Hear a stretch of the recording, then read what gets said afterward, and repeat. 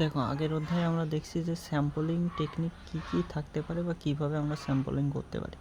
স্যাম্পলিংয়ের সাহায্যে আমরা মূলত করি কি, স্যাম্পলিংয়ের সাহায্যে কিন্তু আমরা ডেটা কালেক্ট করি না। এখন যে ডেটাগুলো কালেক্ট করছো সেই ডেটাটা তুমি কীভাবে প্রেজেন্ট করবা, ডেটাটা তো প্রেজেন্ট করা দরকার, যাদের দরকার তাদের কাছে তো আমার দেখানো দরকার। মনে করো আমি ডেটা কালেক্ট করছি হচ্ছে দুইটা কোম্পানি আছে, first company, second company. First কোম্পানির বিক্রয় করে হচ্ছে 50% লাভ করে, সেকেন্ড কোম্পানি 40% লাভ করে। এই যে দুইটা ডেটা কালেক্ট করলাম আমি, এই দুইটা ডেটা তো প্রেজেন্ট করা দরকার বিভিন্ন একটা শকে বা একটা গ্রাফের সাহায্যে, পাই চার্টের সাহায্যে তো এটা প্রেজেন্ট করা দরকার, তাই না? এই তৃতীয় অধ্যায়টা মূলত হচ্ছে ডেটার প্রেজেন্টেশন, তুমি কীভাবে প্রেজেন্ট করবে ডেটাগুলোকে সেটা হচ্ছে এই অধ্যায়ে বলবে। প্রেজেন্ট করার জন্য ডেটাগুলোকে ক্লাসিফাই করতে হবে, সাজাতে হবে। এমনি আমি প্রেজেন্ট করে দিলাম, আমার সামনে হচ্ছে 10টা ডেটা আছে, 5, 6, 7, 11, 14, এই যে 10 কয়টা ডেটা আছে আমার কাছে, এই ডেটাগুলো আমি এইভাবেই টেবিলে রেখে দিলাম। এটা দিয়ে কেউ কিছু বুঝতে পারবে? এর থেকে যদি আমি এটা সাজাই, বিভিন্নভাবে সাজাই, এই টেবিলে রাখি, মনে করো ছোটো থেকে বড় সাজাই এই টেবিলে আমি রাখতেছি। প্রথমে ছোটো কত ছিল? 5, 6, 7, 11, 14। এই যে ছোটো থেকে বড় সাজালাম বা অন্য যেভাবে হোক সাজাই, আমি যে প্রেজেন্ট করতেছি একটা টেবিল ফর্মে বা একটা পাই চার্টে, এই যে একটা চার্টের মাধ্যমে যে আমি দেখাচ্ছি এখানে 10%, এখানে 20%, এটাই হচ্ছে ডেটার প্রেজেন্টেশন। তুমি যে ডেটাটা সংগ্রহ করবা সেই ডেটাটা তুমি কিভাবে প্রেজেন্ট করবা, প্রেজেন্ট করার আগে তোমার হচ্ছে ডেটার ক্লাসিফিকেশন করতে হবে, মানে বিভিন্নভাবে সাজাতে হবে ডেটাগুলোকে, বিভিন্ন ক্লাসে ভাগ করে বিভিন্নভাবে সাজাতে হবে। তাই ডেটা তুমি কীভাবে ক্লাসিফিকেশন করতে পারো? প্রথমত মূলত জিওগ্রাফিক্যাল ক্লাসিফিকেশন বলতে বোঝাচ্ছে কোন লোকেশন থেকে ডেটা আনছো তার ভিত্তিতে ক্লাসিফাই করা। মনে করো আমি খুলনা থেকে ডেটা নিচ্ছি 10টা, তারপরে ঢাকা থেকে ডেটা নিচ্ছি 20টা, বরিশাল থেকে নিচ্ছি 30টা। এই যে খুলনার ডেটাগুলোকে একটা শকে রাখবো আমি, ঢাকার ডেটাগুলোকে পরের শকে রাখবো 20টা, তারপর বরিশালের ডেটাগুলোকে পরের শকে রাখবো 30টা। এই যে আমি জিওগ্রাফিক বা লোকেশন অনুযায়ী ডেটাগুলোরে ভাগ করলাম, খুলনার ডেটা এক শকে, ঢাকার ডেটা আরেক শকে, তারপরে হচ্ছে বরিশালের ডেটা আরেক শকে। এই যে লোকেশন অনুযায়ী ভাগ করলাম এটাকে বলে হচ্ছে জিওগ্রাফিক্যাল ক্লাসিফিকেশন অফ ডেটা। আমি যে ডেটা সংগ্রহ করছি সেটারে লোকেশন অনুযায়ী ভাগ করছি, মানে কোথা থেকে আমি ডেটা আনছি তার উপর ভিত্তি করে সেটারে বিভিন্ন শ্রেণীতে ভাগ করছি। এরপরে হচ্ছে ক্রোনোলজিক্যাল বলতে বোঝায় তোমার ডেটা সংগ্রহের টাইমের উপর ভিত্তি করে তুমি ডেটাগুলোকে ভাগ করবা। কীভাবে করতে পারো? প্রথমে মনে করো তুমি প্রথম দিন 10টা ডেটা সংগ্রহ করছো, সেটা প্রথম ছকে রাখছো। দ্বিতীয় দিন হচ্ছে 20টা ডেটা সংগ্রহ করছো, সেটা দ্বিতীয় ছকে রাখছো। মানে টাইমের উপর ভিত্তি করে আমি ডেটাগুলোকে সাজাচ্ছি। প্রথমে হচ্ছে যে ডেটা আগে সংগ্রহ করছি সেই ডেটা আগে রাখলাম, যে ডেটা দ্বিতীয়বার সংগ্রহ করছি সেটা দ্বিতীয়বারে রাখলাম। মানে টাইমের উপর ভিত্তি করে যদি আমি ডেটাগুলোকে সাজাই তখন সেটাকে আমি বলবো ক্রোনোলজিক্যাল ক্লাসিফিকেশন অফ ডেটা। প্রথমে ছিল হচ্ছে লোকেশনের উপর ভিত্তি করে কোথা থেকে আনছি তার উপরে ভিত্তি করে ডেটাগুলোকে সাজাইছি। দ্বিতীয় হচ্ছে টাইমের উপরে ভিত্তি করে, মানে কখন ডেটাগুলো নিছি তার উপর ভিত্তি করে আমি ডেটাগুলোকে সাজাইছি। তারপরে 3 নম্বর হচ্ছে কোয়ালিটেটিভ ক্লাসিফিকেশন। কোয়ালিটেটিভ বলতে ডেটার বিভিন্ন কোয়ালিটি থাকে, বিভিন্ন ধরনের কোয়ালিটি থাকে। যেমন আমি ডেটা সংগ্রহ করছি সেই লোকটা কি ছেলে নাকি মেয়ে, তার চুলের কালার কি, তার গায়ের রং কি, তার উপরে ভিত্তি করে আমি ডেটাগুলোকে ভাগ করতে পারি। যেমন আমি এখানে ভাগ করতে পারি যে কালো রঙের কয়জন ব্যক্তি আছে, 7 জন আছে। তারপরে চুলের কালার সাদা কয়জনের, 3 জন। তারপরে কালো রঙের যারা আছে তারা সব এই ছকে থাকবে, যাদের চুলের কালার সাদা তারা সব এই ছকে থাকবে। তার মানে বিভিন্ন কোয়ালিটির উপর ভিত্তি করে আমি ডেটাগুলোকে ভাগ করতেছি। এর জন্য এটার বলে হচ্ছে কোয়ালিটেটিভ ক্লাসিফিকেশন অফ ডেটা। এরপরে আছে কোয়ান্টিটেটিভ বলতে বিভিন্ন ধরনের সংখ্যার উপর ভিত্তি করে যখন ডেটাগুলোকে তুমি ভাগ করবা। এটা কেমন হইতে পারে? যেমন বয়ে ওজন 50 কেজি কাদের, একটা কিন্তু সংখ্যা। এই 50 কেজির উপর ভিত্তি করে যাদের 50 কেজি ওজন তাদের সব আমি এই ছকে রাখবো। কারণ প্রেজেন্টেশন করতে গেলে কিন্তু আমার একটা টেবিল বা ছকে প্রেজেন্ট করতে হবে। তাহলে যাদের 50 তাদের হচ্ছে এই ছকে রাখবো, যাদের 60 তাদের আমি এই ছকে রাখবো। তাহলে এই যে বিভিন্ন ধরনের সংখ্যার উপর ভিত্তি করে আমি ডেটাগুলোকে সাজাচ্ছি, এটা হচ্ছে কোয়ান্টিটেটিভ।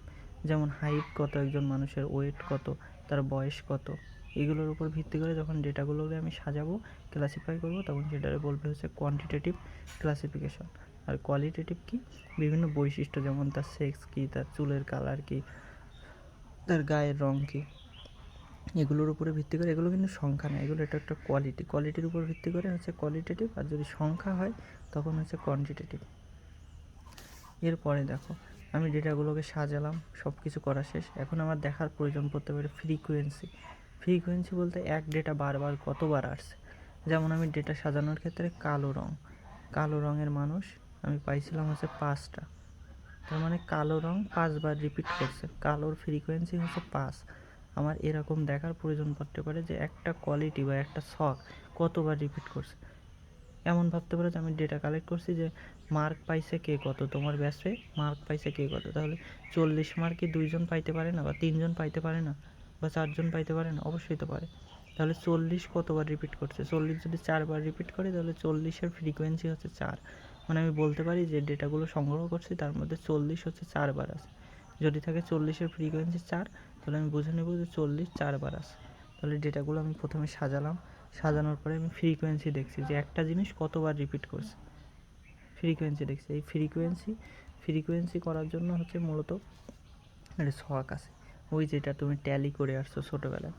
এখানে একটা ক্লাস থাকতো, যেমন 5 থেকে 10, তারপরে ট্যালি, কয়টা ট্যালি হয়েছে, তারপরে এটারে আমি যোগ করে দিতাম।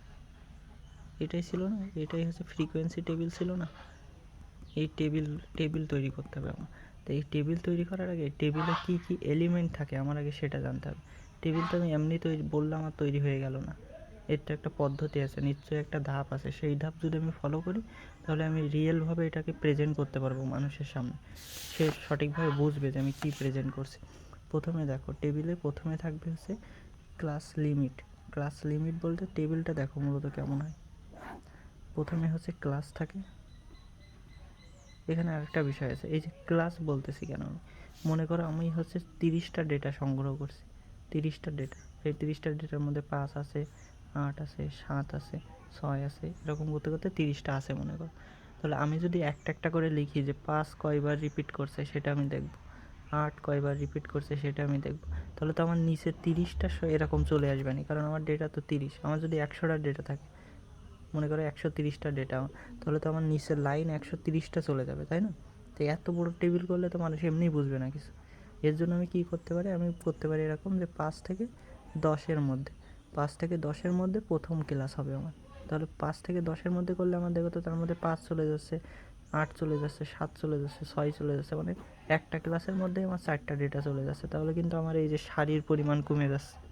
এর জন্য হচ্ছে আমার ক্লাস তৈরি করতে হয়, ক্লাস, যে একটা রেঞ্জ তৈরি করব, সেই রেঞ্জের মধ্যে কে কয়বার রিপিট করছে। আর যদি আমি দেখি আমার ডেটার পরিমাণ কম আছে, যেমন আমার ডেটা আছে হচ্ছে 10টা, তাহলে আমার ক্লাস না তৈরি করলেও চলবে, আমি 10টা ডেটা জাস্ট লিখে দিব। কিন্তু আমার ডেটার পরিমাণ যদি বেশি থাকে তখন আমার ক্লাস তৈরি করতে হবে। এখন ক্লাসের পরে আছে হচ্ছে ট্যালি, তারপরে হচ্ছে ফ্রিকোয়েন্সি, মানে ট্যালি কতবার রিপিট করছে।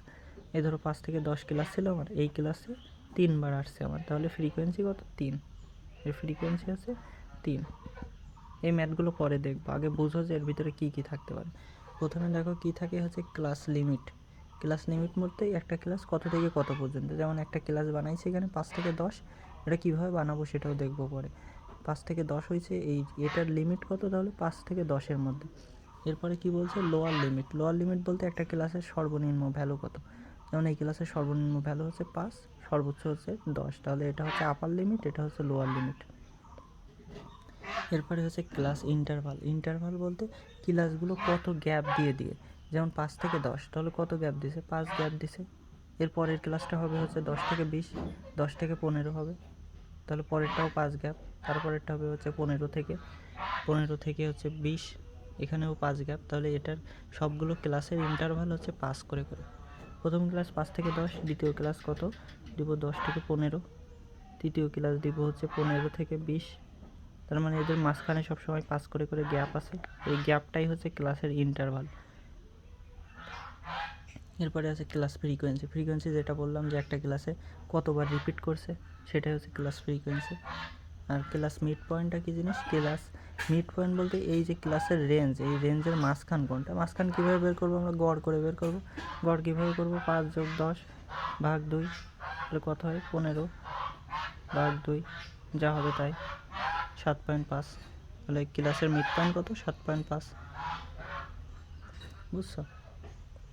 এরপরে দেখো ক্লাস যে ইন্টারভাল আছে, মানে ক্লাসের যে মাঝখানে যে গ্যাপ, এই গ্যাপ দুইভাবে করা যায়। একটা হচ্ছে এক্সক্লুসিভ মেথড আর একটা হচ্ছে ইনক্লুসিভ মেথড। এক্সক্লুসিভ মেথডটা কি, মনে করো প্রথম ক্লাসের যে আপার লিমিট, এই যে একটা ক্লাস 500 থেকে 600, এটা একটা ক্লাস, এই ক্লাসের হচ্ছে যেটা সর্বনিম্ন সেটা হচ্ছে লোয়ার লিমিট, আর যেটা সর্বোচ্চ সেটা হচ্ছে আপার লিমিট। একটু আগে বললাম, এই আপার লিমিট যদি আবার পরবর্তী ক্লাসের লোয়ার লিমিট হয় তখন সেটা বলবো হচ্ছে এক্সক্লুসিভ ক্লাস। এক্সক্লুসিভ কেন বলছি, এক্সক্লুসিভ মানে বহির্ভূত। এই এই যে 600, এই 600টা এর ভিতরে নাই, এটা হচ্ছে পরেরটার জন্য, তাও আমি এখানে লিখছি। তার মানে এই 600টা প্রথম ক্লাসের বাইরে, 600টা প্রথম ক্লাসের বাইরে, এর জন্য এটারে এক্সক্লুসিভ বলতেছে। আর ইনক্লুসিভ কি, যেটা থাকবে সেটাই ক্লাসের মধ্যে। দেখো এখানে 500 আর এখানে হচ্ছে 599, এটা কিন্তু আবার পরের ক্লাসে নাই, এটা কিন্তু এই ক্লাসের মধ্যেই, এর জন্য এটার ইনক্লুসিভ বলতেছে। এখন এই দুইটা পদ্ধতির মধ্যে কিছু সুবিধা অসুবিধা আছে। মনে করো এখানে 500 থেকে 600 আর 600 থেকে 700 হয়েছে, তার মানে দেখো এটা কন্টিনিউভাবে চলতে আছে, বোঝা যাচ্ছে এখানে যে কন্টিনিউভাবে চলতে আছে। কিন্তু এখানে দেখো 599 থেকে 599, তারপর আবার 600 আছে, এই ক্লাসের সাথে এই ক্লাসের কোনো সম্পর্ক নেই মনে হচ্ছে। আবার দেখো এদের মধ্যে ক্লাসের যে ইন্টারভাল সেটাও কিন্তু সমান না, ইন্টারভাল কিন্তু 100 হওয়ার কথা ছিল, কিন্তু এখানে দেখো 99 হয়ে গেছে, 500 থেকে 599, ইন্টারভাল কিন্তু 599 হয়ে গেছে। তাহলে এরও কিছু সুবিধা আছে, এরও কিছু অসুবিধা আছে। যে কোনো একটা পদ্ধতিতে তুমি করতে পারো, হয় এক্সক্লুসিভভাবে ক্লাস বানাতে পারো বা ইনক্লুসিভ পদ্ধতিতে ক্লাস বানাতে পারো, সেটা হচ্ছে তোমার উপরে, এক্সক্লুসিভ বানাবা কি ইনক্লুসিভ বানাবা।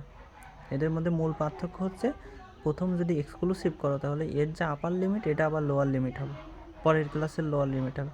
আর যদি ইনক্লুসিভ করো এর যা আপার লিমিট সেটা পরের ক্লাসের লোয়ার লিমিট হবে না, বুঝতে পারছো? আর এই দুইটার মধ্যে আরেকটা বিষয় আছে, যে এটাই মানুষ কনফিউজ হয়ে যেতে পারে, যে 600 এখানে দেবো নাকি এখানে দেবো, 600 কোন ঘরে যাবে, এই ঘরে যাবে নাকি এই ঘরে যাবে। কিন্তু এইখানে দেখো ওই ঝামেলা নাই, 600 একটা ঘরেই আছে আর 599 পর্যন্ত এই ঘরে।